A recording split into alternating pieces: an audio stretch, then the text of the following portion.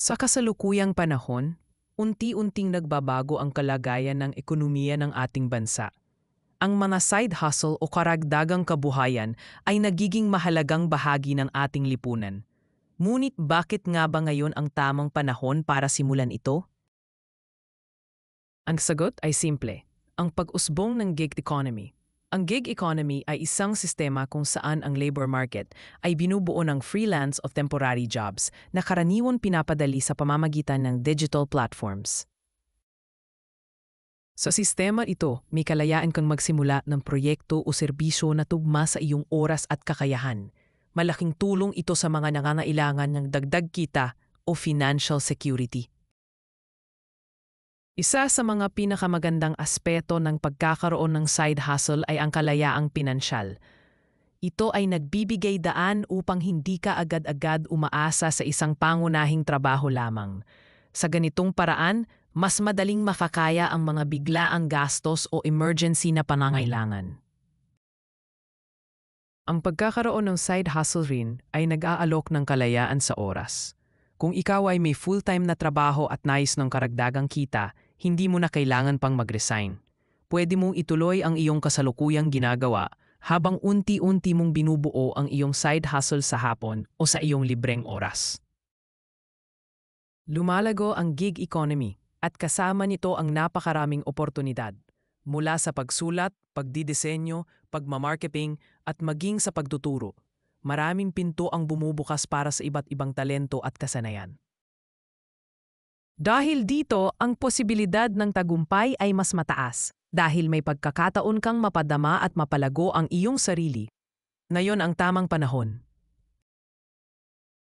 Sa patuloy na pag-unlad ng teknolohiya at digital platforms, mas madaling i-market ang iyong serbisyo o produkto. Ang mga plataporma tulad ng Upwork, Fiverr at iba pa ay nagiging daan upang mas maabot mo ang mga potensyal na kliyente at customer. Sa pagtatapos, tandaan na ang pagbabago ng ekonomiya at teknolohiya ay nagtulak sa atin ng oportunidad upang maging mas produktibo at mapanlikha. Ang tinatawag na side hustle ngayon ay maaaring maging pangunahing pinagkakakitaan hanap buhay bukas. Kaya kung may ideya ka, simulan na ngayon. Ang tamang panahon ay ngayon. Hanapin ang tamang side hustle.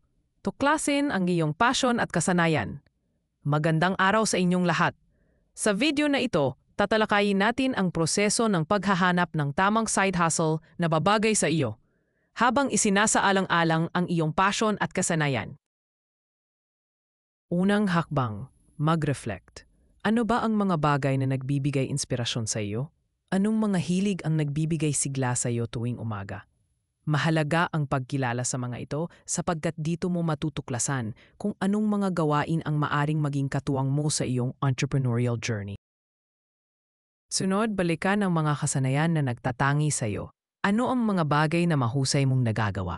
Mula sa pagluluto, pagdidisenyo, pagsusulat, hanggang sa pagkukumpuni ng mga gamit, lahat ng ito ay maaaring maging batayan ng iyong side hustle. Andaan, ang pagkilala sa iyong lakas at kahinaan ay isang hakbang patungo sa mas matagumpay na pagpili ng oportunidad. Ngayon, oras na para sa pananaliksik. Anong mga kasanayan nga ba ang in-demand ngayon?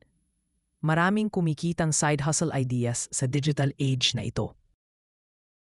Isaalang-alang ang mga oportunidad sa social media management, content creation, graphic design o programming. Alamin kung saan ka mas tutugma at magbigay halaga sa merkado. Dumako tayo sa pangangailangan ng merkado. Sa mabilis na pagbabago ng kalakaran, importante na pag-aralan ang mga pangangailangan ng target market mo. Paano mo matutugunan ang kanilang mga hinahanap gamit ang mga kasanayan at passion mo?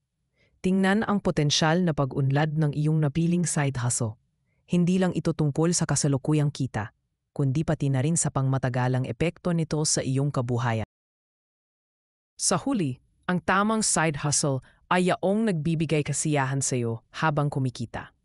Magsimula sa maliit na hakbang at dahan-dahang palawakin ang iyong kaalaman at kakayahan. Tandaan, walang shortcut sa tagumpay, pero ang tamang pagkakakitaan ay magsisilbing daan patungo sa kung saan mo nais makararating.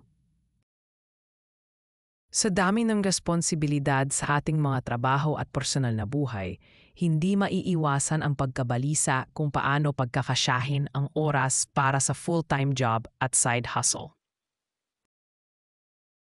Ang susi sa tagumpay ay pagprioridad ng mga gawain.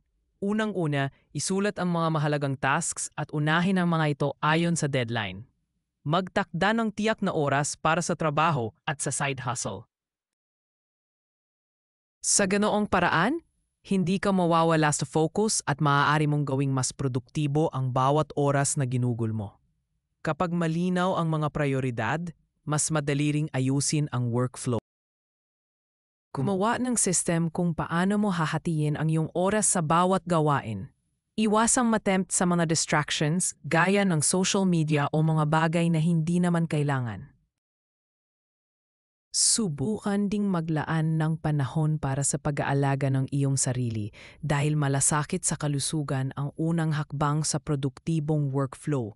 Sa kasalukuyang digital na panahon, maaari mong gawing kakampi ang teknolohiya gamit ang productivity tools at app.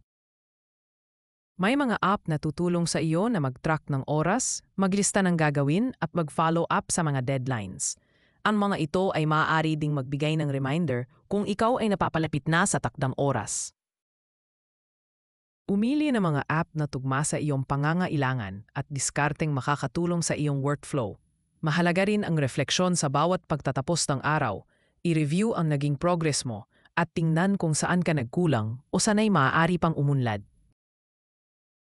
Sa ganitong paraan, matututo ka rin mula sa mga nakaraang araw at mas mapapabuti mo pa ang iyong time management skills. Sa pagsasabay ng full-time job at side hustle, taga, disiplina at tamang pamamahala ng oras ang magdadala sa iyo sa tagumpay. Ang bawat araw ay isang bagong oportunidad at pagkakataon para umunlad. Magsimula ngayon at maging mas produktibo sa lahat ng aspeto ng iyong buhay. Agbuo ng matibay na pundasyon para sa iyong side hustle ay mahalaga upang makamit ang matagumpay na negosyo. Pag-uusapan natin ang kahalagahan ng financial planning at growth strategies na makakatulong sa iyong pag-asenso. Unang hakbang ay ang pagkakaroon ng realistic na financial goals. Ito ang magsisilbing giya sa iyong mga desisyon sa negosyo. Isaalang-alang ang iyong mga pangarap at layunin, ngunit yakin na ito'y abot kamay at makatotohanan. Ang paggawa ng budget ay susi sa maayos na pag-manage ng gastusin. Uhuyin ang iyong kinakailangang kapital at ihanda ang pondo para sa operational at marketing expenses. Sa ganitong paraan, maiiwasan mo ang pagkakaroon ng labis na utang. Kung nangangailangan ng karagdagang puhunan, isaalang-alang ang iba't ibang mapagpuhunan. Maraming opsyon ang maaari mong i-explore tulad ng personal loans, crowdfunding o ang paggamit ng iyong ipon. Siguraduhin lamang na may malinaw na plano kung paano ito gagamitin upang mapalago ang iyong business. Hindi rin dapat kalimutan ang kahalagahan ng pag-i-invest sa pagpapahusay ng sariling skills.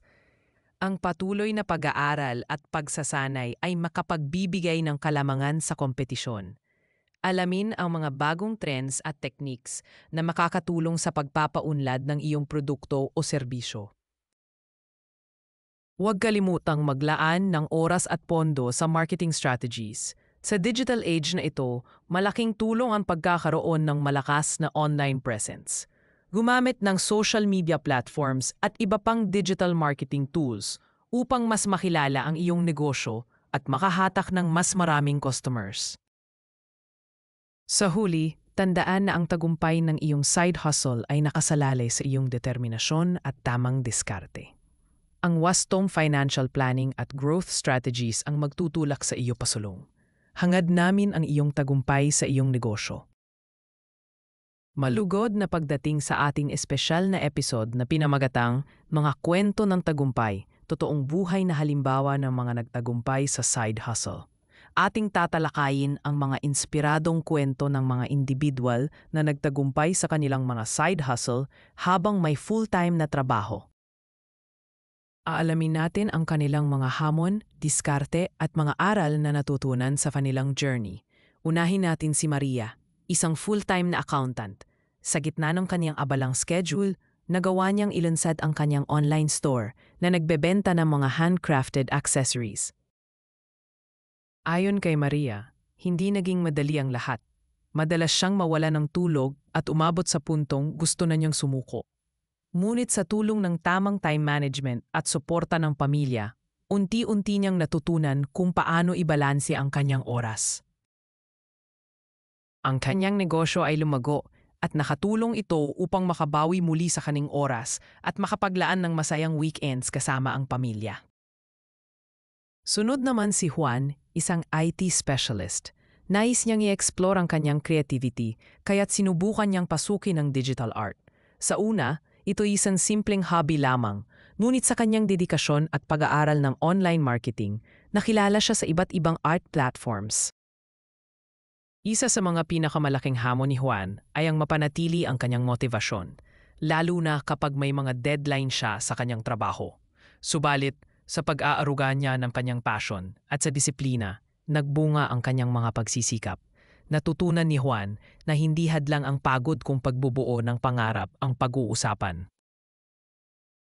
Sa bawat kwento ng tagumpay na ating nadinig, malinaw na makikita na ang susi sa pag-abot ng tagumpay sa side hustle ay nasa balancing act, ang pagkakaroon ng tamang motibasyon, oras at mindset. Kaya kung ikaw ay may pangarap at nais na magtagumpay, tandaan ang mananaibahaging aral.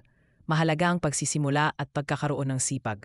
Sana ay nagbigay ito sa inyo ng inspirasyon at patuloy kayong maniwala sa inyong kakayahan. Hanggang sa muli, laging ipaglaban ang inyong mga pangarap. Salamat sa panonood.